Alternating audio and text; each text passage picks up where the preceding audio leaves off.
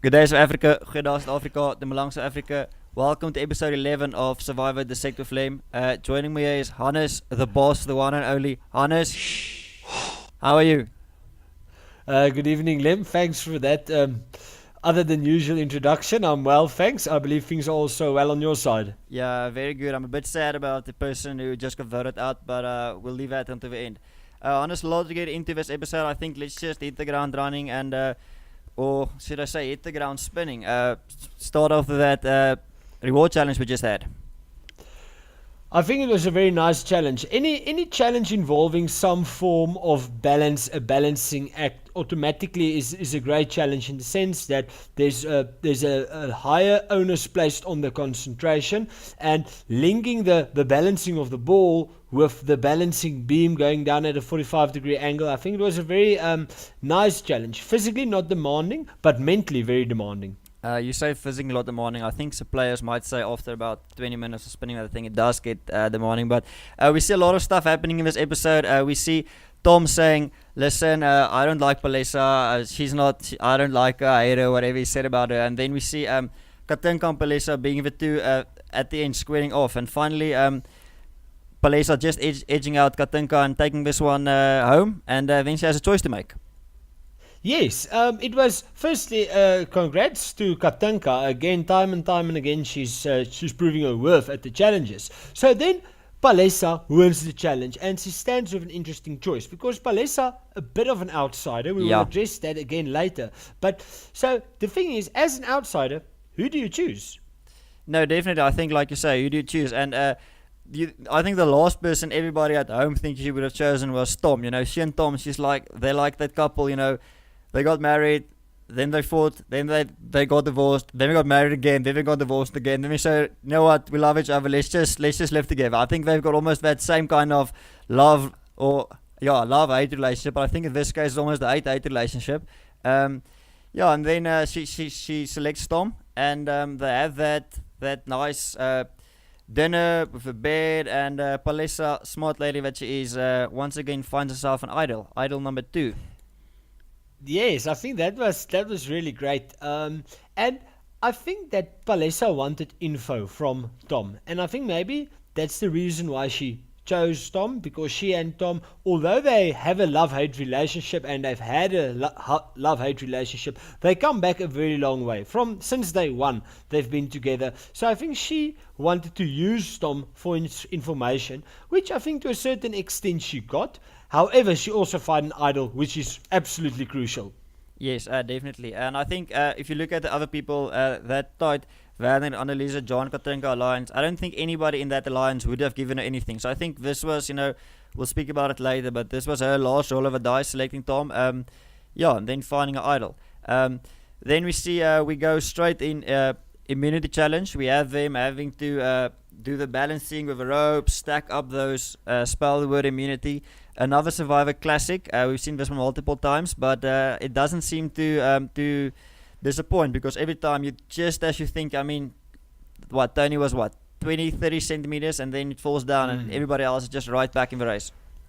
Like you say, Lem, it never fails to amaze, this challenge. And what I especially like about this challenge, it almost sums up the Survivor game in the sense that you can never get too far ahead of yourself. You can be at block 6, maybe be in the lead, all the other contestants be at block 3, and then you stuff it up at block 6, 30 seconds from the mat, like Tony did. Then all of a sudden, you being in the middle of the pack, block 3, block 4, now you're in the lead. So it's also, again, your mental composure is very, very important, because focus on your own game. I mean, if you can be at block 1 and 2 minutes later you can be in the lead. So it's really a challenge. It gives you hope, but at the same time it knocks you down and keeps you humble. I really enjoyed that challenge. I think also it's one of those challenges. Now I know some of the previous Survivor contestants like Martinez will not agree with me, but I think it's one of those challenges where you really have to play to the end. Even if you are the last guy and you're behind, you must just keep playing, because you still have a shot to make it. And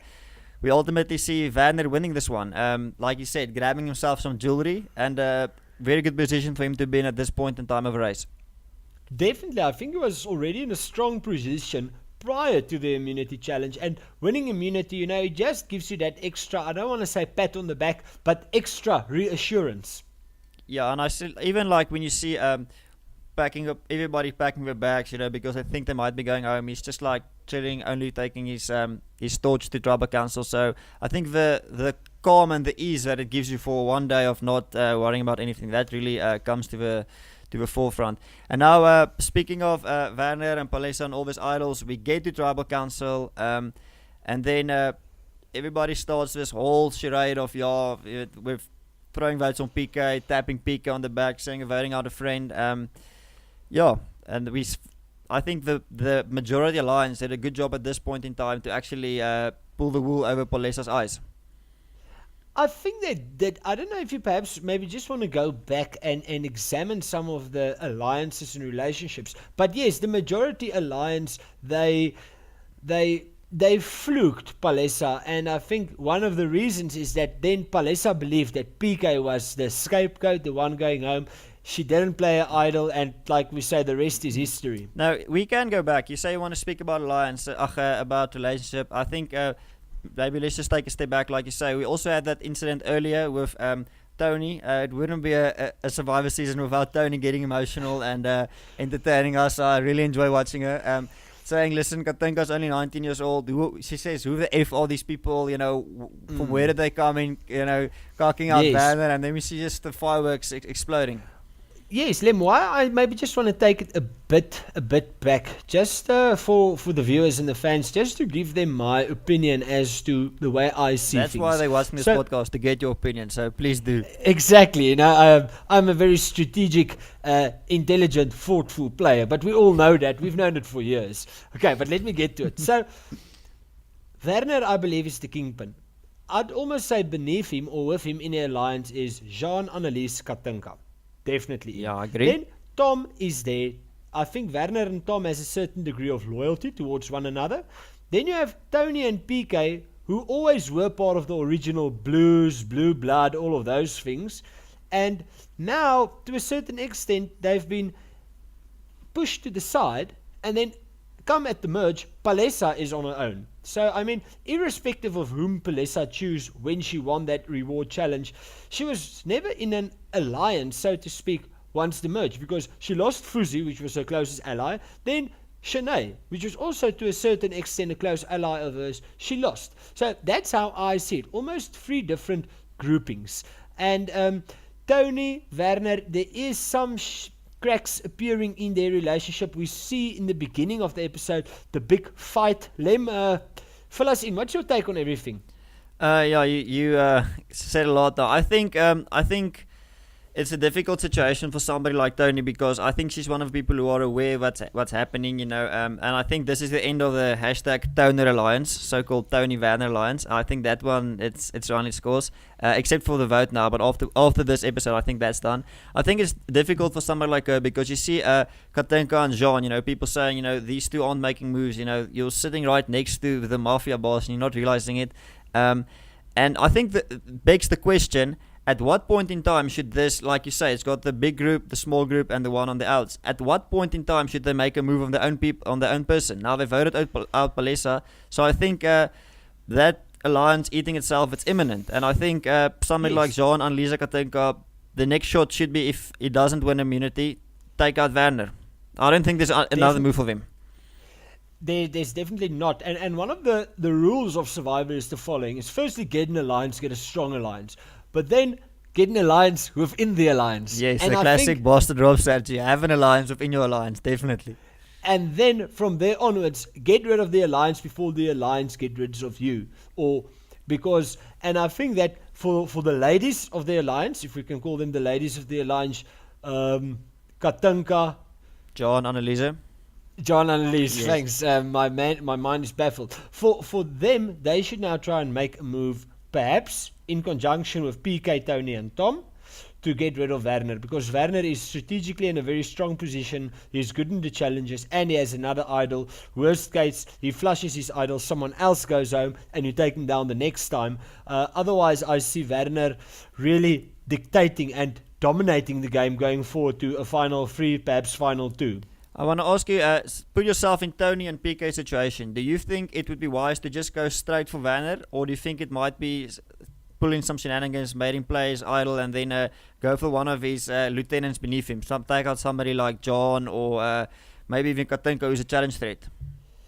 Look, I'd say go for the biggest threat at the moment if I was in Tony's and PK's shoes. If that doesn't work, then you can say, okay, you tried, he flushed his idol. And then afterwards, go again. If it doesn't work and you don't get Werner, maybe he flushes his idol and maybe there's one or two other votes and say someone in his alliance can go, then it's a win-win. But Tony and PK at the moment don't have the numbers individually. And that's a bit of a problem. Yeah, for they them. need to rope in one of those other three girls, definitely. Okay, but now we've spoken about it. Now we go back to Tribal Council. They tell Palesa, listen, we're voting out PK. And it's that crucial moment where Palesa went to Tom and said, listen, Tom, if you know of something, just let me know. And I think it's a very underrated move. Nobody's speaking about how well this move was with Tom. You know, everybody think he's just running his mouth, giving out information. And he very, very, very smartly says, it's not you. Tap on the back, PK, sorry man, and that move from Tom ultimately sends Palesa home with an idol in her pocket. So I actually tweeted after the show and I mentioned that the fact that Palesa goes home with an idol in her pocket, it really leaves a sour taste in your mouth. But credit need to be given to Tom. He hasn't really played the game. He hasn't really made a lot of strategic moves. Does it help him to mislead Palesa? It might, because it might. If she told him, then she would have flushed her idol. So I think in the long run it does help him, and I think it was some good strategic play from Tom. Not the most honest, but strategic, yes. Lem, your take on it. Definitely, I agree. I think unless Tom jumps ship and say, listen, I'm joining Palesa and PK and Tony and make a move, I think, yeah, in terms of, for that vote, it was well played. Just quickly on Twitter, I see Tyron Swanepoel, at Swanepoel Tyron, saying, Survivor SA, Palesa, you are my Survivor winner. # Tom must fall. Now, Tyron, I know how it feels to lose a winner pick. I had Neil, my winner pick, voted out number 2. And the stream, you can just go # Survivor SA. The stream of people who loved Queen Palesa is from here all the way to Polokwane. It's a long list of people. I think it's one of those people gutted that she's out. You wanted to say more about her in her obituary, Hannes? Yes, well, whilst we are on the topic, I can do the official obituary, seeing that is my forte. I think that first things first, Palesa was a great player. She was good entertainment. She was strategically a very, very good player and a very aware player. She was aware of alliances. Although she weren't always in the majority alliance, she was aware of what was going on. And that's a very important thing. Definitely. One thing where I think she didn't get it is, and that's just probably luck of the draw, the card she's been dealt with. She's been in a losing alliance from the start. Exactly the same situation as Fuzi and Shanae. And now exactly the number 1, 2 and 3 on the jury. So I would have liked perhaps to see, and maybe Palesa do make a comeback to the show. I would really like to see her play again. It would be interesting to see how Palesa operates in a winning tribe. If she perhaps have been in the original Mindanao tribe from the start, getting more dominant there, getting more momentum there, perhaps approaching the merge with more numbers on her side, it could have been a different game. That's one of the reasons we love Survivors, because in any given day there are a million possible permutations. If, say, Werner was in another tribe, if Shanae was in another tribe, whatever happened. I mean, in this season already, we saw 3 idols and a rock drawing, etc. So it really, there's so many permutations. But I think great player Palesa, a dominant player. We've enjoyed her and we'll definitely miss her. Yeah, I agree with everything you said. Also, she's found 2 idols. She found a advantage early on in the game, and she's like one of those people. You can always say, this guy is a good fly-off if he plays average or above game behind the losing pack. If I can use the rugby analogy, if your forwards are struggling and you still look like a good fly-off, then that's a good fly-off. And you put that guy in another team behind the dominating pack, and he just, runs the show. And I think similar to Palesa, and like you rightly say, I think if we're in a situation where we once again 8 or 5 seasons down the line say, listen, we're doing an all-star season or fans versus favourites, I think she's in that caliber with somebody like Tevin who say, listen, their names get written on the whiteboard first, because I think it would be fun to see them play again. Yes, and I think that this is mere speculation, but I think Palesa is a strong influencer. We've seen it in the game, and I think that she might have an influence on the jury caucuses Definitely, going down the line. It's just a hunch I have. No, definitely. You cannot rule out how somebody like her would affect the jury. And then finally, Hannes, your winner pick, not your winner pick, your player of the week. Difficult episode. Who are you going for? I'd go for Tom. He's done very well in the 2 challenges, or fairly well. It was tricky challenges like we've discussed, but Tom, it almost seems as if Tom is beginning to play a strategic game. Now look, I think I played a strategic game later on after she quit keeping up with the survivors and playing the real game. Tom, he was never the most favorite character, but now it seems as if he's getting in his groove, and a good, I won't say blind side, maybe a misleading Palesa. I feel for Palesa, my heart goes out to her, but it was very well played by Tom. If he can do a few snaky moves, he might make it a lot further than we think. No, definitely, especially since he's been losing alliance. I think it's a far cry from Tom winning the game at this point. We've seen how the jury's stacked against him, especially Shanae, who's like, I'm not voting for that guy. But I think you rightly say, he can make it a lot deeper than the other people who were in this alliance coming into the game. And then finally we get to the next week in Survivor episode section, where we see them, Nico say, let's say you get to choose somebody who goes to Exile Island. Now, we've seen a lot of different permutations for Exile Island in the past. We've seen the original Exile Island where there were idols hidden. We've seen it like a Ghost Island version where there's clues or games you can play. We've seen the Game Changers one where it's not actually Exile Island, it's a massive boat and you have like a feast. Very late in the season to introduce this, Hannes. How do you feel about Exile Island joining the game at this point in time? Look, I think, Lem, you've said it right. We can speculate all we want. There's a million possible permutations. What I like about the idea of Exile Island is the following. It basically comes down to opportunity cost. So, firstly, you are being exiled from your tribe. Point 1. So, the disadvantage is you lose out on possible information. A day where you aren't on the tribe main beach, and then when you return, they can always bluff you with fake information, etc., easily get you out of the game. However, the advantage is, say you go to Exile Island, perhaps you might get fed. Perhaps there's a 50-50 clue that there might be an idol or another strategic advantage. So you have the opportunity cost in the sense that this is my risk, but this is my reward. What will I sacrifice in order to obtain this possible reward? So I love the concept of Exile Island, and it would be interesting to see what the producers have in mind, because I think it's now day 28 or day 29, of day 50 even. It's quite far up in the game. No, definitely. I think it's a very late introduction of Exile Island, but production up until now, every time they've taken the money, they've gotten to the casino, they've made a lot. Usually people cash out. They're like, listen, we're going again.